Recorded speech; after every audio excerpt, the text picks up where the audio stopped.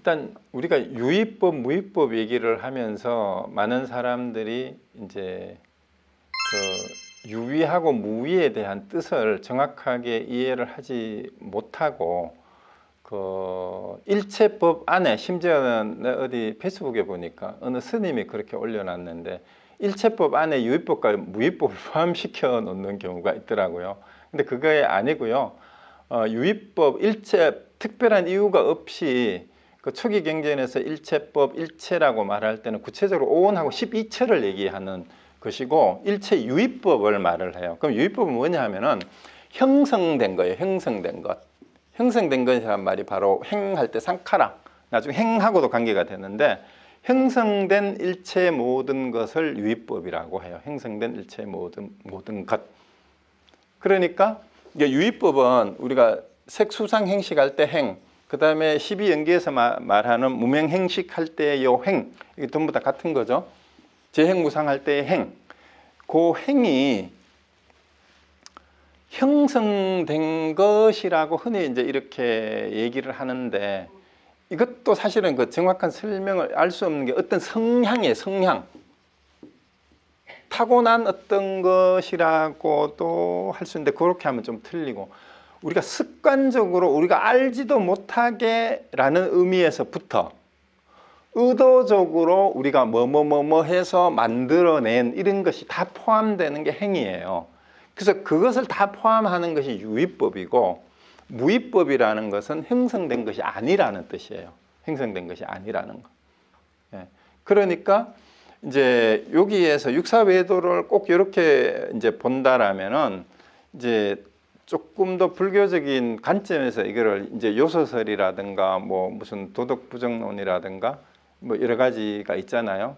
이런 얘기들을 꼭 이제 그 유의법, 무의법으로 구분해서 이제 본다면은 일체 모든 브라만교의 사상과 다른 사상들을 포함해서 설이나 론이라는 것 자체가 뭐예요?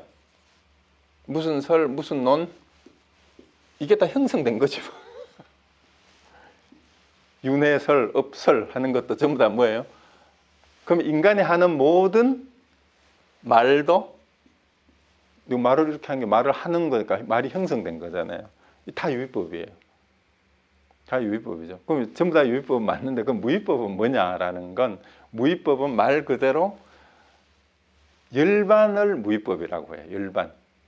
그 일체 모든 것이 사라진 건데 뭐가 사라진 거냐 하면은 번뇌 망상과 무명이 사라진 것. 그 상태에 그래서 상락 아정 상태에 있는 것을 무의법이라고 그래요. 근데 이제 초기 불교하는 사람들은 열반경에서 말하는 상락 아정을 얘기를 하면은 우리 그래서 이제 미리 질문을 했으니까 우리 상락 아정하고 대비가 되는 게 무상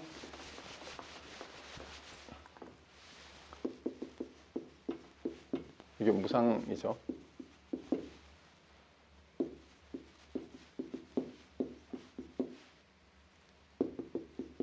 이건 정 깨끗할 정자죠. 이거고 이거는 보고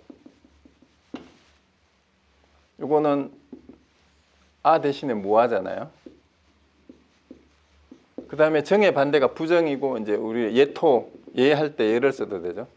정부정인데 일반 사덕을 상락 아정이라고 하는데 무의법의 상태를 상락 아정이라고 표현하는 이유는 첫째 여기서부터 있어요. 상은 영원하다라고 번역하는 게 더 좋아요. 이때는 우리가 재행무상을 번역할 때도 자꾸 이게 무상이라는 말이 뭔가 허무주의적인 어감이 있으니까 우리말에 이걸 변한다라고 번역하는데 사실은 영원하다라고 번역하는 게 더 의미가 더 맞아요.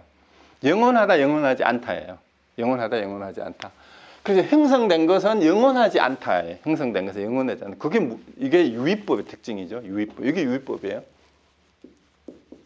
그리고 유의법이기 때문에 고통이에요. 영원하지 않기 때문에. 그리고 거기에는 이 유의법에는 어떤 실체가 없어요. 아무런 실체가 없다 이 말이에요. 그게 무아예요. 그리고 그것이 더럽다라고 이제 표현한 것은 아까 계속 설명했던 이제 인도의 전통적인 염가, 정가, 오염가, 오염되지 않는 것에 대한 이분법이, 인도 사람들은 상당히 이분법 초기에 인도의 사상은 서양이 상당히 선하게 이분법에 매여 있듯이 인도도 정가, 더러움의 이분법이 사실은 인도를 지배하는 코드라고 생각하면 돼요. 선악과 함께. 그런데 이 이분법이 극복이 된 진정한 의미의 영원함과 즐거움과 그 다음에 실체죠. 이게 아는, 여기서 말하는 실체가 늘 그러하게 항상 물들지 않은 상태가 정이잖아요. 그러면은 형성되지 않는 것이 무위법이에요. 형성되지 않는 것, 무위법. 그 부처님이 가르치려고 하는 것은, 그리고 이 상태는 해탈과 열반에 들어야만 되는 상태이니까 무위법은 바로 해탈과 열반을 지칭하는 가르침이 무위법이기도 하고 그 상태를 무위법의 상태라고 얘기를 해요. 그러니까 모든 이론적인 논은 전부 다 유위법이에요. 형성된 거는 일체 모든 것. 그게 뭐 물질적이라고 하든 정신적이라고 하든. 그렇죠. 그래서 진정한 의미에서 해탈과 열반에 들지 못한 모든 썰은 다 유위법이에요, 사실은. 불교 안에서도 마찬가지입니다. 깨닫지 못하고 불경을 아무리 외우고 썰을 풀어도 그는 무위법을 절대로 알 수가 없어요. 불경을 늘 얘기를 해도 그래요. 불경을 외워도 마찬가지입니다. 불경을 외우는 형성작용을 하고 있잖아. 그거는 깨닫지 못하고 불경을 아무리 외워도 그거는 이제 보종사가 얘기하듯이 모래로 밥을 짓는 거와 마찬가지예요. 나중에 이제 좀 상세하게 그 무위법과 유위법하고 행에 대해서는 다시 한번 얘기할 기회가 그 연계법이나 오온을 설명할 때 다시 나올 거고요. 그 기회가 있을 겁니다. 그럴 수 있죠. 그 고인 이유가 우리가 말하는 뭐 일상적으로 말하는 괴로움이라기보다는 이 고라는 범위가 굉장히 넓어요. 그러니까 영원하지 않는 것에 대한 그 고통이 있고요. 또 그것이 허물어지는 그런 고가 이제 괴고라 그러죠. 그런 것도 있고, 그 다음에 완전하지 못한 것, 충족되지 못한 것, 편하지 못한 것, 불완전함, 이런 것을 모두 고라고 해요. 그러니까 그 형성되는 것은 왜 그러냐 하면 상대적일 수밖에 없어요. 상대적인 것은 영원할 수가 없기 때문에 그런 모든 의미의 뉘앙스를 포함한 게 고예요. 우리가 현실에서 말하는 육체적으로 정신적으로 괴로운 고통만을 얘기하는 게 아니죠. 그러니까 완전하지 못한 모든 것, 불만족스러운 것, 이 모든 것이 다 고입니다. 네, 그렇게 볼 수가 있습니다. 그러니까 고라는 일체 계고라는 말은 여기에서 일체도 우리가 삼법인에서 말하는 일체도 행이에요. 행. 여기서 그러니까 일체계고를 하는데 재행계고로 번역하는 게 그게 더 맞습니다. 재행무상, 재행계고예요. 우리가 한자말로 일체로 많이 번역을 했는데 모든 형성된 것은 고다. 삼법인의 내용이 그 원문이요, 쌍카라예요. 일체 모든 형성된 것은 괴롭다라고 얘기한 게 바로 요거하고 관계가 되죠. 영원성이 없는 것, 형성된 것은 그거는 괴로움이라고 할 수 있다. 왜냐하면 그것을 진짜 즐거움이라고 할 수가 없는 거죠. 상대적인 것은 여기서 말하는 낙은 이 괴로움의 반대말의 낙이 아니에요. 영원한 즐거움.